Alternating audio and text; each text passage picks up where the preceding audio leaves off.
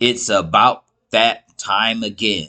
Let's go! 28 is freaking amazing. Disclaimer, Real Ninja Reviews do not own the rights to JuJutsu Kaisen. This video is for entertainment purposes only. All the rights go to the original owner. Okay, how this chapter begins is where we left off with Satoru Gojo's small burial that he performed back in chapter 227. By Gojo creating a small barrier, the domain is more stable, which Kusakabe believes should be impossible. Mei calls out Kusakabe for saying it's impossible for the 5th time today. Maki asks, why is this impossible? Because domain's outward inward appearance never match. The inward appearance is always bigger than the outward appearance of a domain extension. But Kusakabe explains that when you're trapped in a domain expansion, you can't see the edge of the domain. It's like how Maki was in chapter 108 when she was trapped in Dagon's domain expansion. Even if you found the edge by some miracle, it will be almost impossible to break from the inside because the inside of the domain is reinforced. That's why outside attacks are so effective.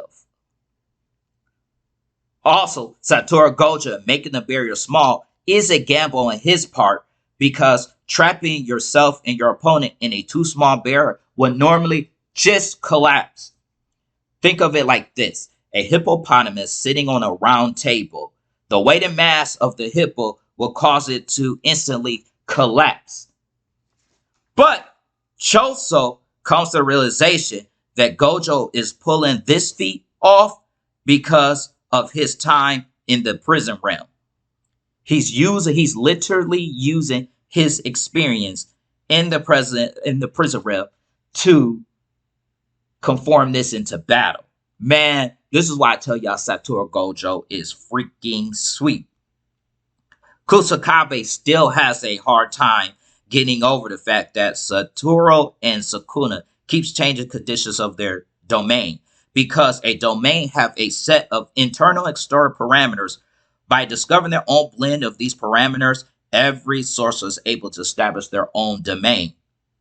Domain expansions are normally tough to perform for any sorcerer, but Gojo and Sukuna make it look easy because what these two are doing is virtually impossible. Even the creator tells them that the battle between the strongest apostle and rationale and logic is thrown out the window.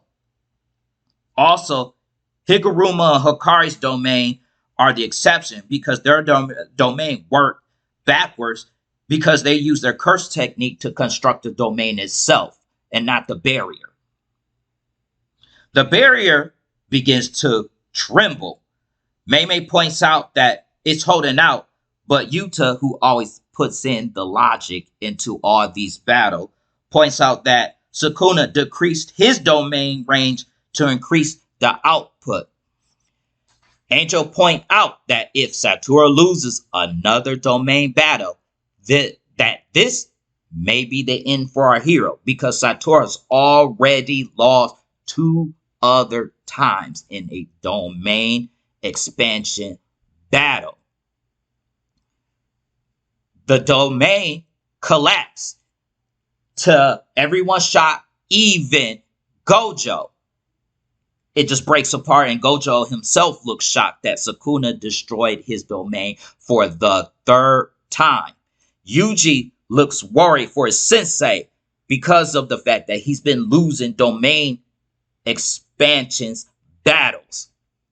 But to everyone's surprise, Malevolent Shrine was destroyed at the same time as Infinite Void because Gojo gave Sukuna enough damage that he could no longer sustain his shrine, which got everybody cheering. Kusakabe asked how long did Gojo maintain his domain. Well, Mei points out that Gojo had his domain up for 3 minutes, and now that they use their domain expansions, neither one of them can use their curse techniques.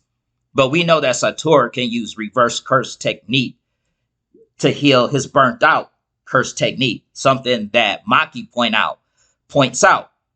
But Angel ends up counter arguing that by saying that Gojo made a really bad mistake by showing Sukuna that you can use reverse curse technique to heal your burnt out curse technique, because now Sukuna himself can do it after only seeing it one time. And the interesting thing about this is that we learn that Kenjaku was the one who helped Sukuna split his souls into 20 different fingers, which in turn made Sukuna become a curse object. So this makes sense, seeing as Kenjaku knew where all of Sukuna's finger and even where his body was. So Kenjaku knew all of that.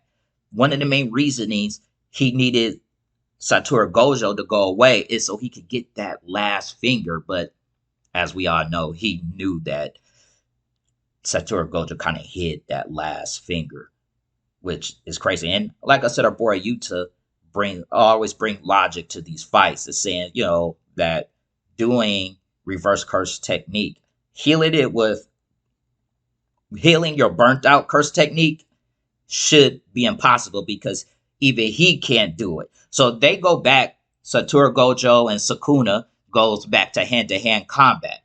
While they're in hand-to-hand combat, Satoru wonders why Gojo is not using the 10 Shadows curse technique. He's been wondering this because the whole entire fight, Satoru Gojo has been leading this fight for 3 whole minutes of this fight. Yet, Sukuna has been taking riskier options. So when Satoru switched the parameters of his domain, Sukuna chose to take the riskier option instead of using his trump card, which is Mahoraga. Mahoraga is the strongest Shikigami in Megumi's arsenal of the 10 Shadow Curse technique. He didn't try to use them. And Satoru's wondering, is it because he's scared that he will one-shot Mahoraga? He also is aware that Sukuna has Megumi's memories. So he knows that Sukuna knows the conversation him and Megumi had back in chapter 117, where Gojo told Megumi that the head of the Gojo family and the head of the Zenin family killed each other, where one had the 6 eyes and limitless like himself, the other the 10 Shadows curse technique, but he's not using them. But we all know that Sukuna, a 1,000-year-old ancient sorcerer like Kenjaku, always have tricks up his sleeves. And with Megumi's memories, it looks like he hid Maguraga's wheel in his shadow, which in turn, you see it click. And when that wheel click, that means he is immune to Satoru Gojo's attacks, whether it's curse technique reversal red, domain expansion, he is immune to those 2 things.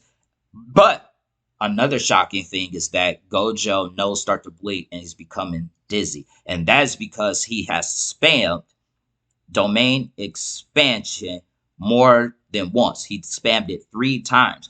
And we know in normal circumstances, if he's using his regular curse techniques, he wouldn't run out of energy like that. But he can run out of energy if he spams domain expansions.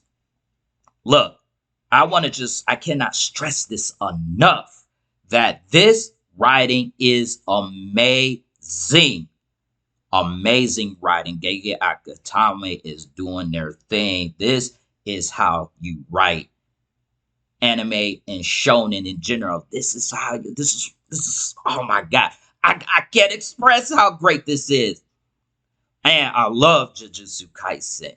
But if you guys want more JuJutsu Kaisen, just subscribe to the channel. Also, leave a like and a comment down below. And I will catch you guys on the next one. Peace out, y'all.